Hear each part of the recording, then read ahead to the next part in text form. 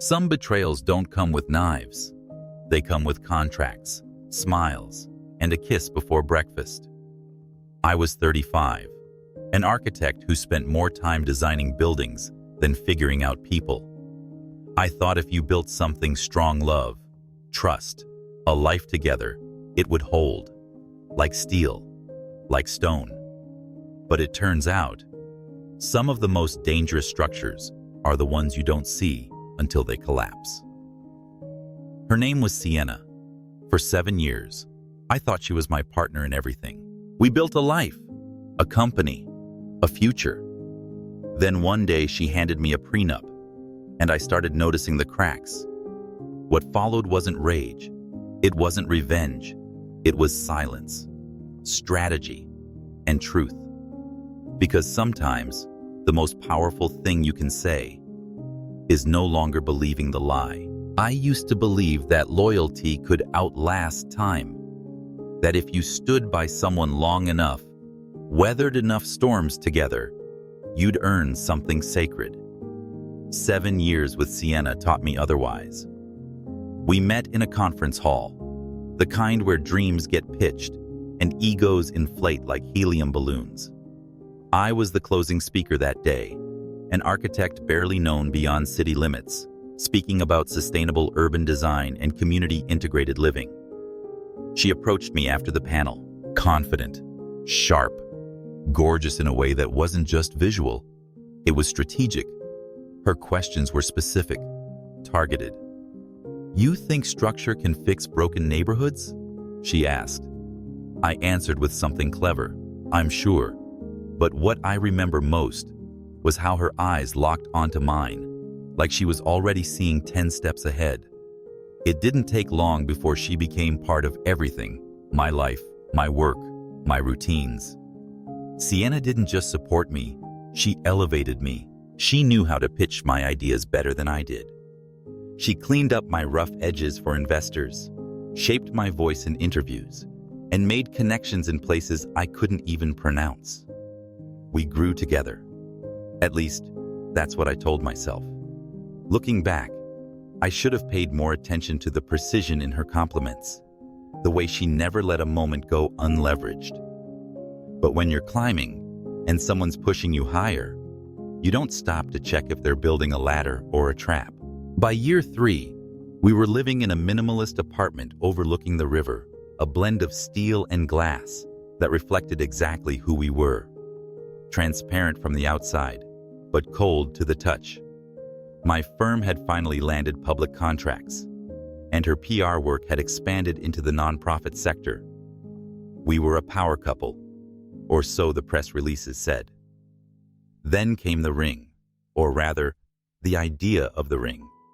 I never officially proposed. We just evolved into it. She picked the venue. I picked the architect. We both picked a date that didn't clash with board meetings. Love was assumed, but never really discussed. 1 month before the wedding, she handed me a folder over breakfast. "Prenup," she said casually, sipping her black coffee. "Standard stuff. I've worked too hard to not protect my assets. You understand." I smiled, nodded, said I did. But a quiet chill settled behind my ribs and stayed there for days. We'd always talked about building a life together, but suddenly it felt like she was building something else. Something with fire exits and liability clauses. Still, I signed. Because that's what you do when you've invested 7 years into someone. You trust. Even when something inside you starts whispering, "Look closer." That whisper turned into a scream the day I opened her iPad by accident. We were ring shopping, and I needed to double-check a design. Her mail app was open. A notification pinged. Normally, I would have looked away. This time, I didn't. There it was. A Wells Fargo statement. A personal account in her name only. Almost 200 grand sitting idle. I'd never seen it, never heard of it. I told myself it was nothing. I told myself not to spiral. But architects don't just see buildings. We see patterns. We see flaws in symmetry. And something about this didn't align. So I did what I never imagined I'd do to someone I loved. I started digging, not out of spite, out of self-preservation. And what I uncovered? It was only the beginning. I didn't sleep much that night. Sleep felt dishonest-like. Closing my eyes would be the same as pretending everything was fine. And things weren't fine. Not when there was a six-figure account I'd never heard of, quietly sitting in her name. Outside of everything we'd built together, I started small, simple searches, cross-referencing account numbers from the email with publicly available data. The transactions were regular, clean, too clean, like someone trying to make messiness look elegant. Each month, a fixed amount went out, not rounded, but deliberate. $4,800. Not a bill, not a loan, a payment. But to whom? The recipient name was abbreviated. ML. That's all. No context, no vendor history. It took a few hours before it hit me like a slow rising tide. Miles. I hadn't thought about him in years, not since that art gala at the Metropolitan Arts Pavilion. One of those evenings where people wear uncomfortable shoes to pretend they care about abstract sculptures and overpriced light fixtures. Sienna insisted we go, said it would elevate our image among creative investors. I spent most of the night trying to decode neon blobs hung on bare walls. That's where I saw her talking to him. A tall man with careless hair, mismatched buttons, and a smirk like he knew something you didn't.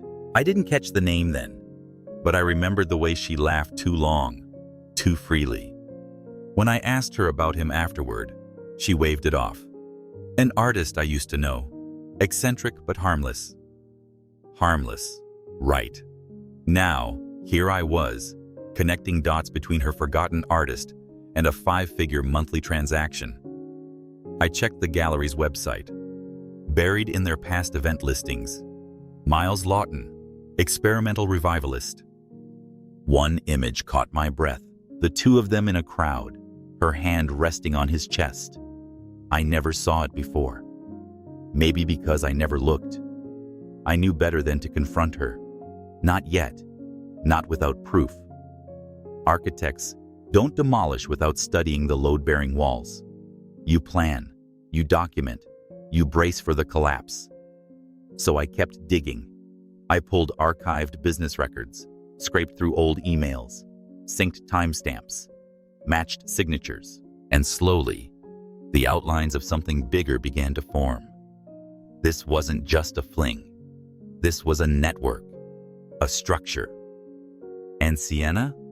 She wasn't just lying to me. She was using me. I called Lucas, the one person I trusted who knew how to see through numbers the way I saw through concrete and steel. We met back in grad school. I went into architecture. He became a forensic accountant for high-profile fraud cases. We hadn't talked in years, but when I messaged him a single sentence, "Need help," quietly, he replied in 5 minutes. Send everything. I gave him access to the screenshots, the banking trail, the company names tied to the transfers. He didn't ask questions at first, just analyzed. The next night, we met at a downtown bar so dimly lit, it felt like a confession booth. "She's laundering the money," he said plainly, pushing his laptop toward me. "Or at least she's routing it through multiple shells to keep it invisible." My throat tightened. Through who? "She's got a Delaware LLC under the name Ardent Labs. No website, no press. But the EIN links back to a P.O. box in Brooklyn, registered to an M. Lawton. That ring a bell?" I swallowed hard. "She's using Ardent to invest in another shell, which Miles operates under the name Elk Theory, some kind of art meets tech nonsense. It's built to collapse. He'll burn it down the moment the IRS looks his way." Lucas's eyes narrowed. "And Nathan, they used your name on the pitch deck for early angel investors." I stared at the screen. There it was. My credentials. My photo. Architectural advisor. I never signed anything. Never even heard of the damn company. She's selling your reputation to legitimize his scam. You're the credibility, the reason people cut checks. The air felt thick. I leaned back, not sure if I was going to laugh or put my fist through the table. I'd given this woman my loyalty, my time, my silence, and she'd made me a pawn in a tax fraud game I didn't even know I was playing. I didn't tell Lucas everything. Not yet. Not about the prenup, not about the wedding guests already RSVPing, but I told him enough. That there was a line I hadn't crossed yet, that I needed proof, documentation, everything that could hold up in court or under federal review. He nodded once. I'll build you a wall of evidence, quiet and airtight. For the next 2 weeks, we worked like ghosts. I'd go to the office, attend client calls, pretend I was another man in love, counting down to his big day. At night, I combed through financial statements, contracts, any documents Sienna ever sent from our shared drives. Lucas traced burner emails, offshore connections, patterns in the timing of transactions. It was like watching someone dig their own grave, methodically, confidently, not realizing the dirt was piling up above them. And through it all, Sienna smiled like nothing was wrong. She still kissed me on the cheek when I left for work, still made little notes about honeymoon options, asked about tux fittings, complimented my tie. She was perfect, charming, thoughtful. She was a professional. I started documenting everything, every conversation, every smile that didn't reach her eyes. I backed up files, printed redundancies, hid them in places she wouldn't think to look. Inside blueprints of projects she never understood, filed under zoning applications. She didn't suspect a thing. She had spent years building a role. The loyal fiancé, the brilliant partner, the woman behind the man. But I wasn't the man she thought I was, and she had no idea the foundation was already cracking beneath her feet. I spent years drafting blueprints that shaped skylines, but none of them compared to the plan I was drawing now. A quiet architecture of collapse, designed not with steel or glass, but with silence and precision. The first move was legal, the prenup. She thought I'd signed and filed it. I hadn't. Instead, I revised it, subtly, surgically. With Lucas's help, I inserted clauses that restructured financial ownership, redefined joint assets, and removed her entitlement to any shares of my company in the event of fraud or ethical breach. The final page bore her digital signature captured during an early draft when she previewed the document. She never checked what changed. She trusted the FOD.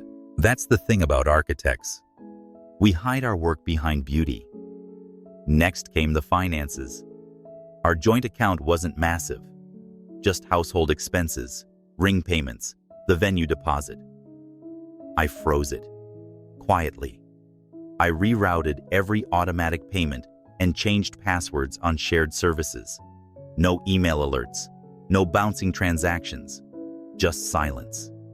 She wouldn't even notice until she needed to notice. Then, the strikes began. 2 manila folders, one labeled Internal Revenue Service, the other, Private Equity Disclosure, Urgent. Inside, timelines, transaction summaries, pitch decks, and digital communication logs, all tied to Sienna and Miles. One went to the IRS's Anonymous Fraud Division, the other to 2 investment firms who'd recently praised Elk Theory as a breakthrough creative platform. I didn't call, didn't text, no dramatics, just mailed truth. Every step I took felt both heavy and clean, not vengeful, surgical. There's a difference between justice and retaliation. I wasn't looking to destroy her. I was looking to remove her from my future. Still, I won't pretend I wasn't haunted. At night, I'd lie awake next to her, her back warm, her breath even, and wonder who the hell I was sleeping beside.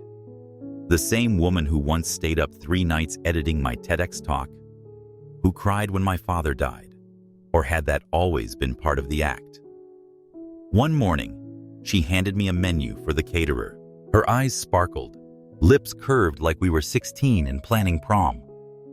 "I was thinking we should add a late-night espresso bar," she said. "Just a little touch of class." I looked at her, and for the first time, I didn't feel anger. I felt pity, because she thought the wedding was still happening.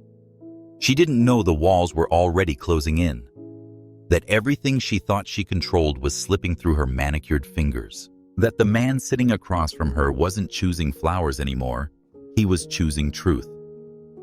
I smiled. "Sounds perfect," I said. And in that moment, it was.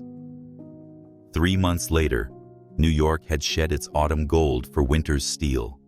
The sidewalks glittered with frost. The air held that familiar edge of coming snow, and I walked the city like a man who had left something behind without regret. The fallout came fast, like it always does when the story is too good to ignore.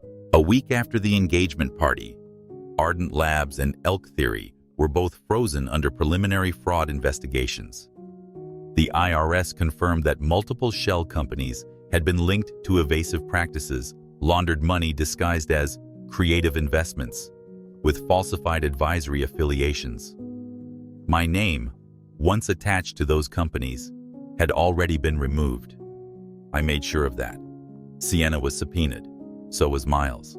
He tried to vanish, as parasites do, but one can't disappear from a digital trail, especially not when they've filed contracts with forged signatures and passed them off as collaborative endorsements. I didn't follow the headlines, but people sent them to me anyway. Artist mogul duo under investigation for tax fraud. From power couple to PR catastrophe. Even the tech blogs got involved. Apparently, one of the investment firms I'd warned was preparing a civil suit. I said nothing publicly. No interviews. No veiled posts. No retribution masked as morality. That wasn't what this was about. I wasn't interested in watching her fall. I was interested in rising without her. I heard through Lucas that Sienna tried to claim ignorance, that she spun it as being manipulated by a former lover, someone who took advantage of her trust and ambition, but the evidence said otherwise. Her emails didn't sound like a victim. They sounded like a partner in crime. And so, the doors closed. Her consulting firm lost every client within 2 weeks. Her social media went silent.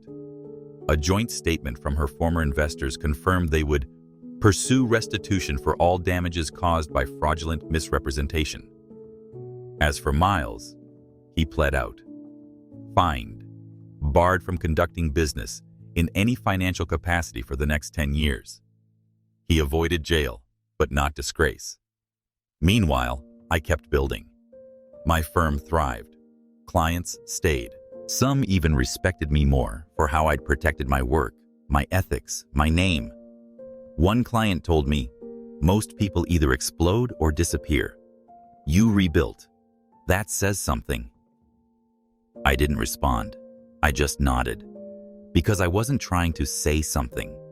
I was just trying to live in a way that didn't require asterisks. Then, one afternoon, I visited a design school in Brooklyn, where I sometimes mentored students. There was a young guy there, Alejandro. Brilliant, broke, passionate about sustainable design, but working night shifts just to afford textbooks. I remembered being him, and I remembered the shares I now owned in Elk Theory, the shell company Miles built on lies. I didn't want them. They meant nothing to me, but to Alejandro, they could mean a beginning. So I transferred them, legally, fully, no strings. "You're giving me equity?" he asked, stunned. "I'm giving you a second chance," I said. "Just make sure it's honest." He nodded, teary-eyed. And as I walked away from that school, something settled in me. Something I hadn't felt in years. Not revenge, not justice. Something better. Closure. Some nights, I still wake up and forget for a second that I'm alone, that there's no silk dress on the bathroom door, no espresso machine humming at dawn, no voice asking about the morning traffic or my next project review. But it's not loneliness that greets me. It's clarity. Because there's a silence that doesn't echo pain. It just breathes. The world didn't change after Sienna. It kept moving, relentlessly ordinary. Emails, deadlines, coffee shops with names I forget. But I changed. Not in the way people expect. Scarred, jaded, cynical. No. I became deliberate. I started saying no to things I used to accept just to keep peace. I started asking harder questions. I redesigned my office, removed the glass desk she once picked, replaced it with a solid walnut slab I built myself. Nothing showy, just honest, functional, mine. I don't hate her. That surprises people. Hate requires energy, and I'd rather spend that building something that won't collapse the first time someone knocks on it too hard. Do I regret loving her? No. I regret not listening to myself sooner. Because the truth was always there. In the way she handled small lies like rehearsal. In the way her praise always had a shelf life. In the way I started apologizing for instincts that tried to protect me. But I'm not bitter. I'm not broken. I'm just awake. And if that's what betrayal gave me, then maybe it wasn't just destruction. Maybe it was an unveiling. A cracking open of walls too carefully decorated. They say architecture is the art of understanding space. Maybe the hardest blueprint to draw is the one around your own boundaries. The one that says, here is where I end. Here is where I will not be reshaped. If anyone's listening to this, anyone who's ever doubted their gut for the sake of love or let silence become survival, know this. Truth is loud, even when whispered, and dignity isn't something you reclaim. It's something you never give away.